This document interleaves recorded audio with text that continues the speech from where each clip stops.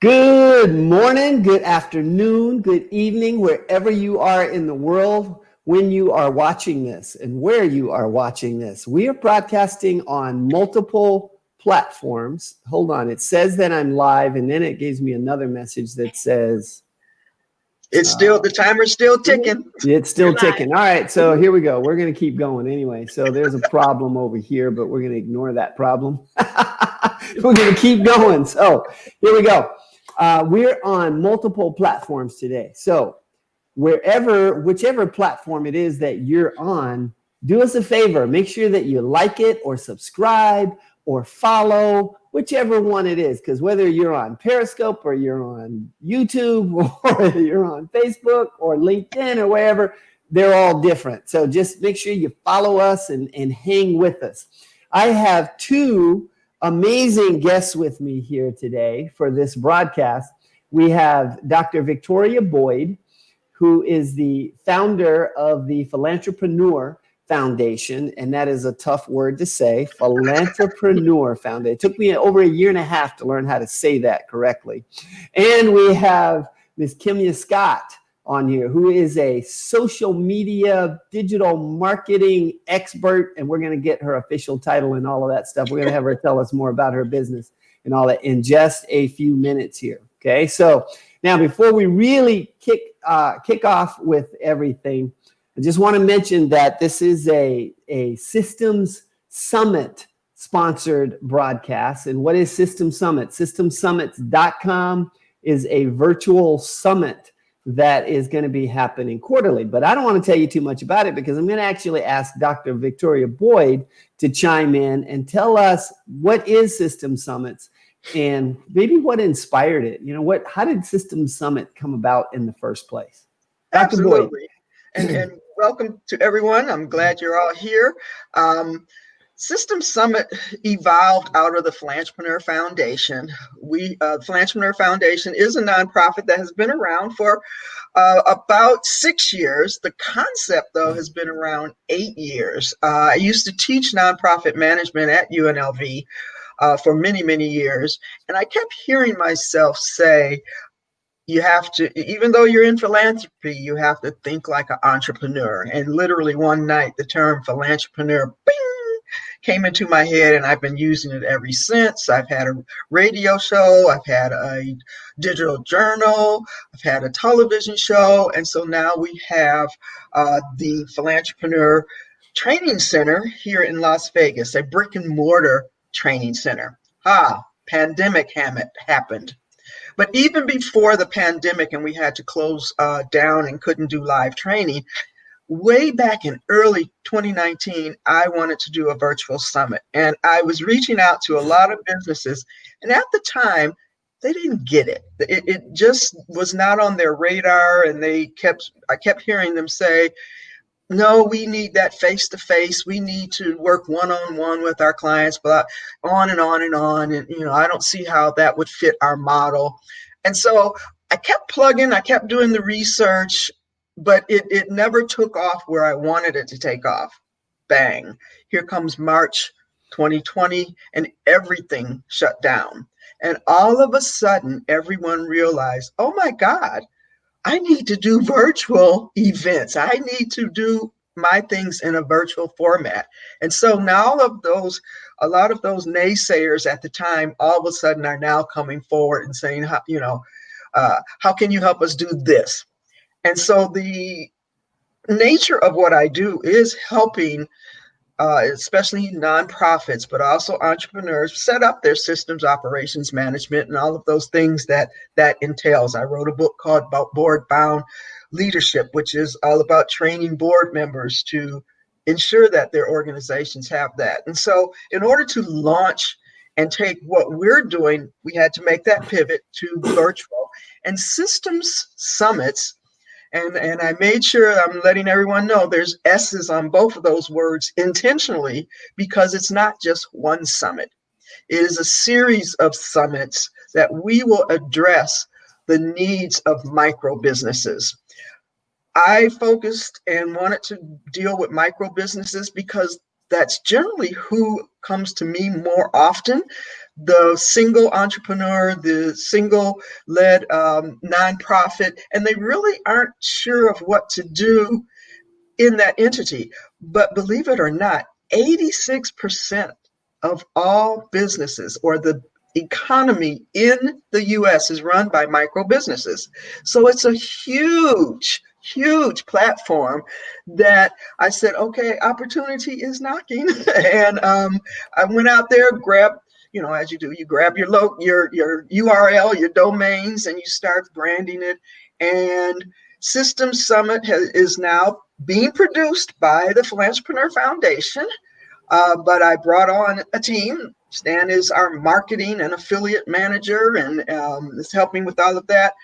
But basically, it's building out this virtual platform that will be presented every quarter. The next one is January 22nd. This one is October 23rd. And we're just looking forward to really building a ongoing micro resource hub that micro businesses will, well, let me go look at System Summit, see what they got going on.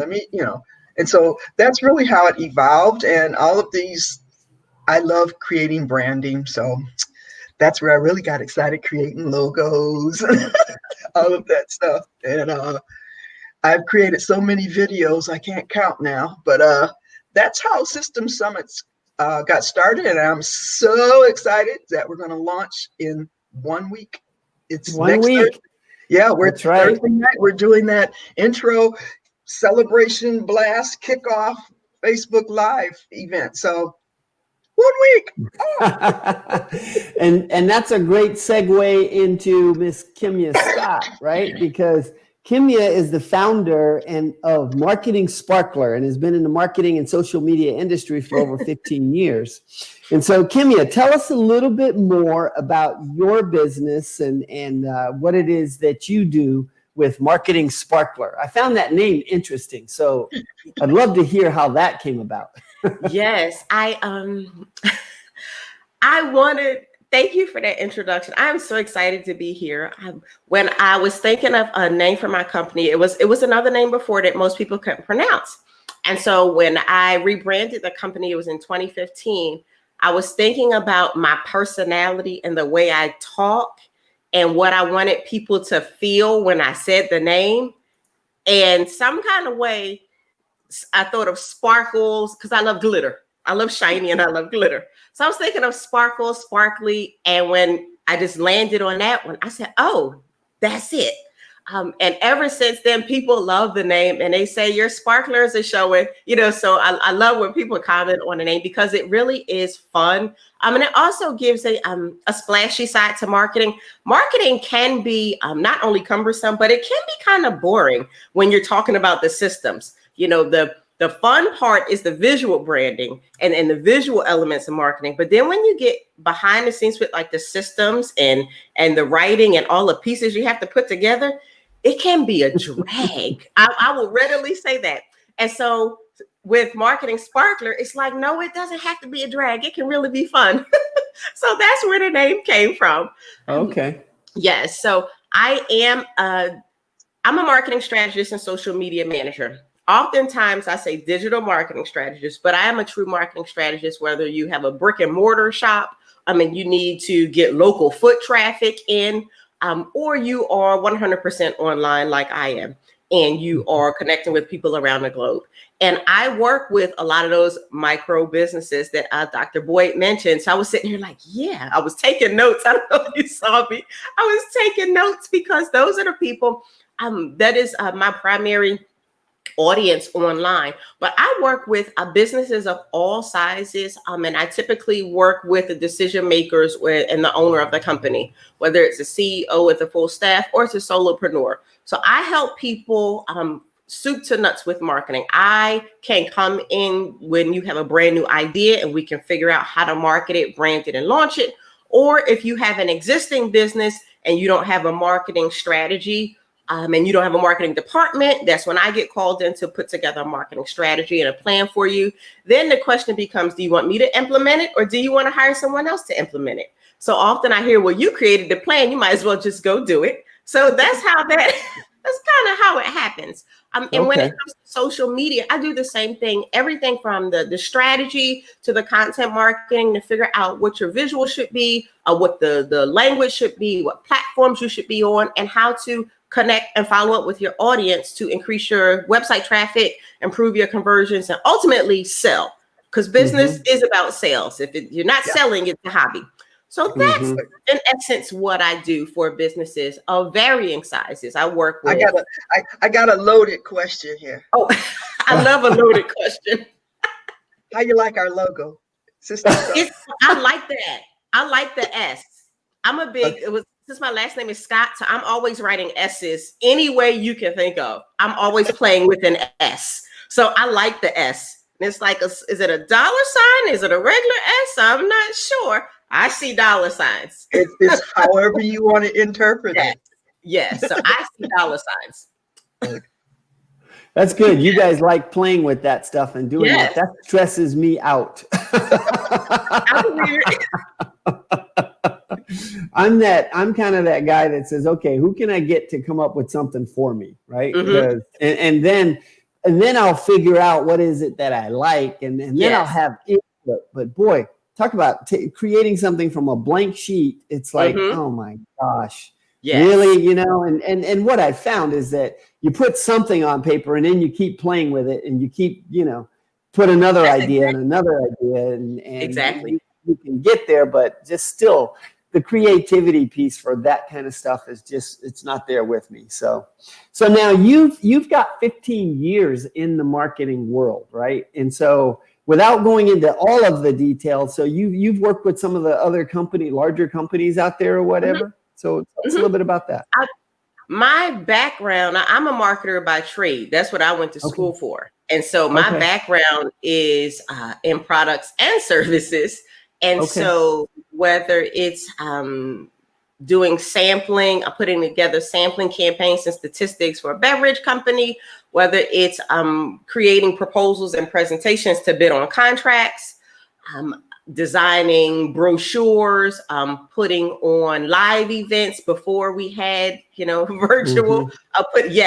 I love a live event. There's nothing like the face-to-face interaction and energy.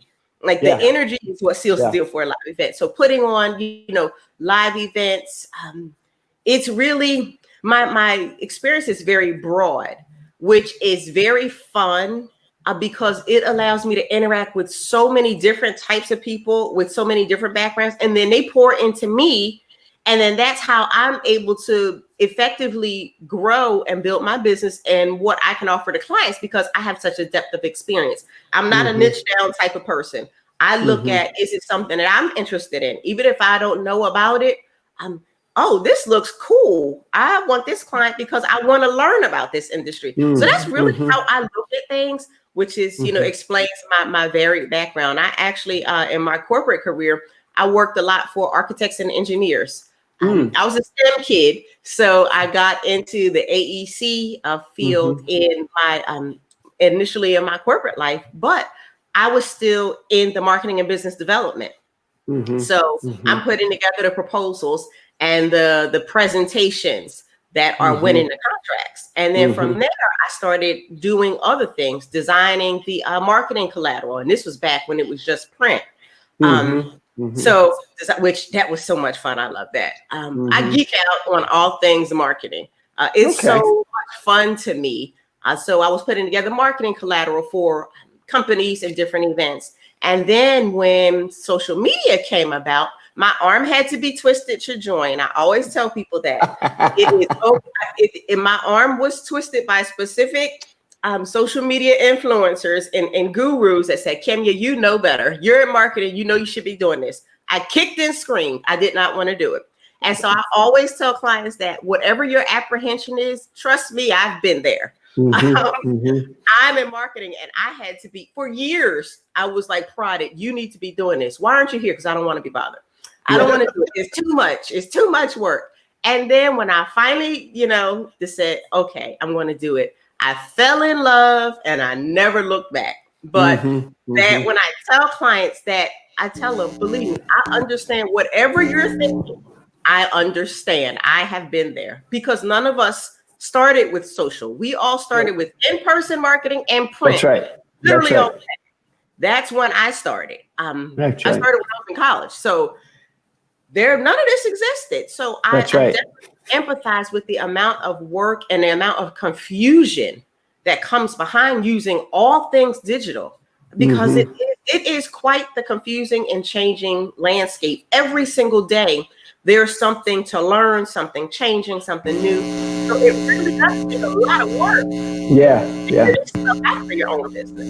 And that's what I love, helping other people learn how to use social media best for their business. Nice. You know, I was the same way. I went into social media kind of kicking and screaming.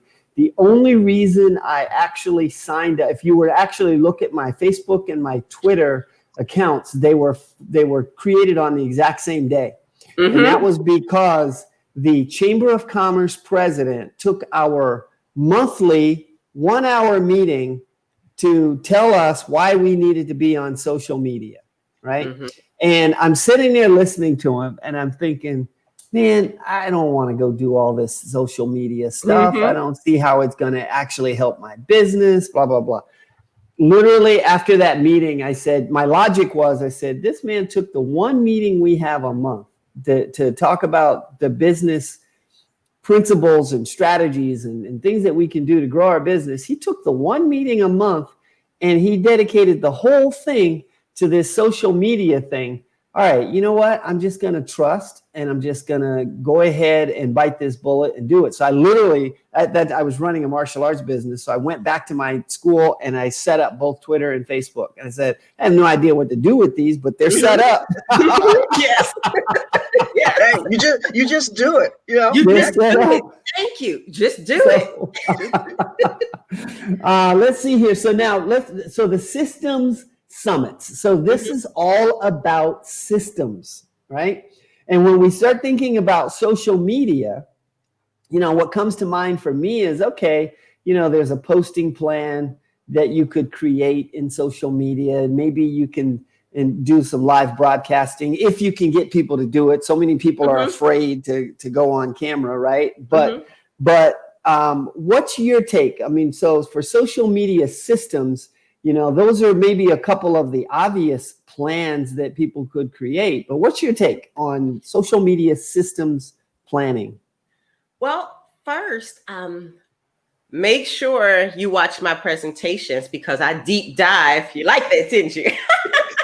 I deep dive into what I'm getting ready to tell you. I actually took a deep dive into it. But backtrack and think about why you're on social media in the first place. Because you can come up with content and start posting, you know, randomly pick up your phone and start posting. But if you don't know why you're there, you probably won't be posting the right content, which means you're not going to attract the right audience, which means they won't visit your website and they won't buy. And you got a problem. So start with your objectives. Why are you on social media? And there are, other than sales, because sales is not an answer. You might need brand awareness, visibility. You might need website traffic. It's a number of things you might need. You might need to network. So think about why you're on social media. And then from there, you craft your goals. And then from there, you can start thinking about the platforms you should be on, which platform is best for what your objectives are. If you are a B2B company, then you likely will be on LinkedIn amongst other platforms. If you have a visual brand or your product-based brand, of course you need to be on Instagram. You probably should be on Pinterest as well. You know, if you're like a news media outlet, okay, Twitter is going to be your jam. If you are a mix of all the above, Facebook has all of the above. And then are you going to do, what kind of content do you want to produce? And I always ask people, don't think in an idealistic sense. Think about how much time you have every day. And if you're going to have to do it yourself, or if you're going to outsource it. So I always think about, if you don't have if you don't have a person right now, then okay, you're doing it. So how much time do you have to put toward this? If you don't have 3 hours a day, then you sitting here and trying to be on 5 different platforms, creating text posts, videos, graphics, it ain't going to happen. It just will not. And that them first 3 days, you'll be doing great. By day 4, you are exhausted. You need a nap. You're over it. Okay. I know this is what people think. So look at how much time you have to spend. Match the time with the platform, then figure out, okay, what kind of content can I share? So do you have products that you're trying to sell? Specifically, are you like in a launch mode? If you have specific products you want to sell, I say reverse engineer it. Think about the product you're selling. Think about the problem it solves. Now, what are the questions and challenges people have that your product provides the solution? Those questions and challenges should form the foundation of your content. So you can think of for example, we'll use Instagram. So you can think of your Instagram feed as your FAQs if you're selling a particular product. And you can craft posts that answer specific questions about your product. You can also do behind the scenes videos, different how-tos. But again, your plan is all about what your goal is. For me, I don't sell physical products at the moment. And so for me, it's getting people interested in either my social media management services, or I want them to visit my blog, because my blog is like my authority piece. So my content on social media is more often than not crafted around the content on my blog, enticing you, I need to keep reading this article. Or it's around ideas and thoughts I know people have about social media, whether it's, I know you're not sitting here posting on social media, calling it a marketing plan. You're posting, because that's literally what I say. And those kind of posts actually get the most engagement, because they're like, yeah, that's my plan. So I tell people, how to use social media, how to look at things on social media, how to craft the content. That is why my content is a certain way. If I had a different type of business, if I was, in the lawn care business, for example, well, that's not going to, the blog is not the goal. The goal is for people to pick up the phone and book your services. So if I had a lawn care business, then my content plan would revolve around, okay, what do people ask me when I come out to their homes and do estimates?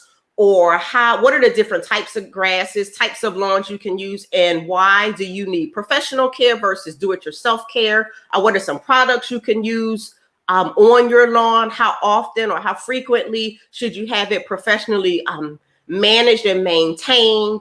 Different seasonal things. Your lawn is going to behave different in the summer versus in the winter, depending on where you are. So again, that's all leading back to, okay, she's the lawn care expert. When I need lawn care, I need to visit her website. I need to give her a call. So that's how I look at figuring out what your content plan needs to be. You brought up a point here, because I like to emphasize where our speakers are from. Where are you from? Where are you? I am. Because you talk about grass. We don't have grass. I'm a Philly girl. And I was in Atlanta for about 15 years. And then less than 2 years ago, I moved back to Pittsburgh, PA. I lived here for a couple of years. So now I'm back in Pittsburgh, PA. All right. Okay. See, she's talking about grass. We have rocks. We have cactus. Yeah, you don't see do that have much to grass. take care of the rocks. Yes. So, which to her point though would be that the lawn care specialist or the company that's in the East Coast is not going to be the same, do the same posts, the same kinds of marketing as the person that is out here in the Southwest. Or any of that kind of stuff, right? Exactly.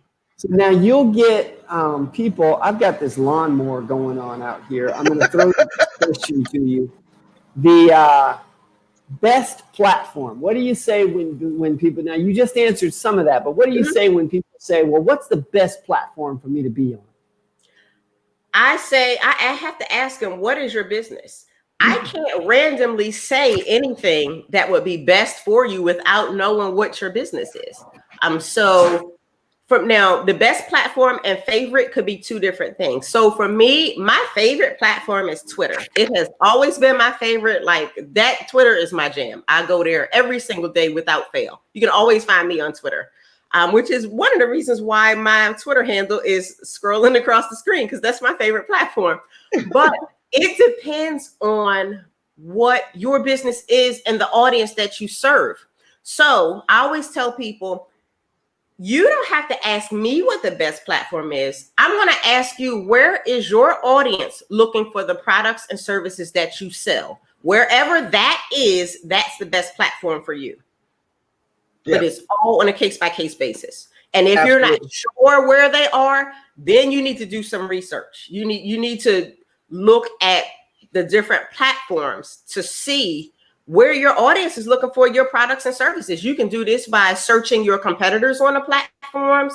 Like, if you're not really active and you're not sure, you can look up your competitors on each of the platforms and see who has a robust presence, see who's getting the most traction on which platforms. And that will help give you indicators. Again, if you're a product-based business or your brand is visual, then I can tell you, if you answer it that way, I can tell you Instagram and Pinterest. I'm going to say Instagram first, but I'm going to say Instagram and Pinterest because Instagram is just so robust and they're doing more and more these days. If you tell me you sell to corporate businesses, I will never tell you Pinterest or Instagram. I'm first going to say LinkedIn, without a doubt. Second, I'm going to say Twitter. If you tell me you're trying to reach moms of a certain demographic, okay, then I'm not going to say LinkedIn. I'm going to say Facebook, Pinterest, and Instagram. But then I tell people, pick the 2 or 3 platforms at most that you can manage, because we have so many. And sometimes you need to just pick one. If you can only pick one platform, do that. I was talking to a prospective client the other night, and she's Instagram. I said, do you have plans to do anything else? She said, no, this is enough for me. I said, okay, cool. Pick the one platform, because it's so much work. I know this is my job all day. It's work.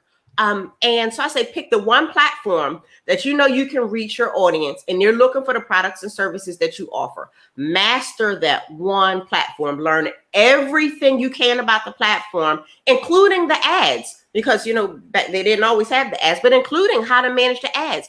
This way, you're master of the one. You don't have to stumble and fumble your way to success if you constantly take the time to learn that platform. And that's what I did when I realized Twitter was my favorite. I hung out there all day, every day. That was my singular focus. And that's really what built my brand and my understanding of how to use it, because I focused on that single platform. And people, and I know a lot, especially entrepreneurs and us solopreneurs, and that time is so valuable. We get, I'll speak for myself. If it doesn't happen easily, I get frustrated and say, "I'll forget that. I'm not doing that," because it takes too much work to get it to work. I've been kicked off of Facebook numerous times, and even trying to create ads for Facebook. No, this does not meet our criteria. And so I just said, I just won't do that, because obviously I don't know what I'm doing, and I didn't want to take the time, because that's not what my authority or expertise is in. I was just trying to layer on some more stuff. And then you just get frustrated, and then you just do it the duct tape style. Yes. Yes. I look away. The duct tape. Yes. Okay, so now that title for her talk, okay, because Kendra just literally dropped Kemya. I don't know why I wanted to call you Kendra. Okay, Kemya. She has literally just dropped so many golden nuggets in this. If you go back and just watch this presentation, you're going to learn a ton from what she just said right there. But the key element in what you just said is knowing who your ideal customer is. Yes. Because then, if you know that, you can build your plan around that on whichever the platform is that makes sense to you and all that. And you answered a whole bunch of my questions. So we talked about what's maybe the best platform, you know, which is going to be dependent on who your customer is and where they are. I heard this marketing thing one time, a long time ago. It said, you need to be where your customers are. And essentially that's what you just said, right? Is that wherever your customers are, that's the platform that you need Yes. to be on. Because And that's people why will ask me. System Summit switched to virtual. I mean, or the Flashpreneur. They weren't walking in the door in our brick and That's right. mortar. And so Yes. I had to look, okay, so where are potential customers, clients, or whatever? And so that's why a lot of people are doing this pivot, because you can find them virtually. You can find them. But now that you know they're there, because a lot of the process that you just talked about, we went through as we were putting together this summit. We went through that whole strategy of who is our target audience, who is our niche, who even deeper than that, you know, what do they need and things like that. But it really is emphasizing that those we serve, we have to know where they are, know what they need, and then know how to solve that problem. And they often don't understand what their problem is. So sometimes we have to tell them. Yes. Yes. Absolutely. They don't know. You have to tell them what their problem is and provide the solution. Well, that's like a lot of the little videos we did for System Summit is time is your number one challenge. We didn't ask them. We told them, time is your number one challenge. And here's how we're going to solve it for you. Yes. The nuggets it was raining over here. I know she just dropped a ton of them, right? So the title of her talk in the summit is "Don't Piece Together Your Social Media Strategies with Duct Tape." So if you've heard us refer back to duct tape, that's why we're referring to her title there. So, all right, we are beyond our 30-minute mark, ladies. And so tell me this, Dr. Boyd, any last comments you would like to say to anyone that's watching this video? All of you need to register right now at systemsummit.com to get not only the future nuggets that Kemya is going to drop some more. I mean, you heard just the wealth of her expertise right here, but we have 17 speakers from across the country that will be providing also the same level of information. So go to systemsummit.com. We are 1 week out. Next Thursday night on October 22nd at 5 p.m. and that's Pacific Coast time. We're going to be doing just an intro, basically a kickoff celebration, of what will be happening the next day with some last minute details. The summit kicks off on Friday the 23rd and goes through Saturday. Yes, it's only a 2-day summit.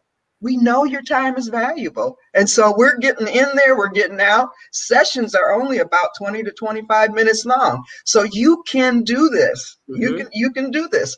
But also, there's a lot of other things that are available. If you just go to the website, you'll see, you can meet the speakers, you can see what the schedule is. This is my first time launching one, so I'm going to ask for forgiveness with technical issues. Yes.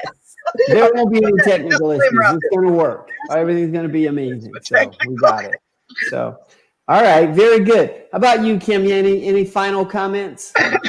I say get yourself a Systems Summits notebook. That's my only comment. That's a great one. That's what I do. When I'm like serious, you get a notebook. I got notebooks and notepads all over the place. Like, get yourself a Systems Summits notebook, because when you are watching the presentations, the whole point is not to make you feel good. The point is for you to get up and do something. So if you got a notebook as you're watching these presentations, you're writing down notes, you can be crafting your plan, putting together your ahas. So I recommend that. That's right. That's exactly it. Get $1 at the dollar store, right? Thank you. And it's fun buying notebooks, first of all. That's right. Like, That's right. A Systems Summits notebook. That's my one tip, because I guarantee you will need it. You will need it. Absolutely, because they're going to be coming every 3 months or so. And so you can just start building and creating your own resource toolkit. That's right. And she drops another golden brick. That one wasn't even a nugget. That one was a golden brick, right? Yes. This woman is just a wealth of knowledge. So much information there. Thank you very much for coming on today. We really appreciate it. Thank you for having me. This was so much fun. Thank you so much for having me. I'm excited. I'm looking forward to it. That's right. All right. Very good. All right, folks, we're going to end our broadcast. So once again, if you have not liked, joined, subscribed, whatever, based on whatever platform you're watching on, then make sure you go and do that so that you can catch us on our next broadcast with regard to whatever the event is that's coming up, whether it's System Summits or something else. Make sure you join us. So we're going to end our broadcast. You guys hang on. Don't go anywhere yet. But folks, thanks for joining us. We'll see you next time.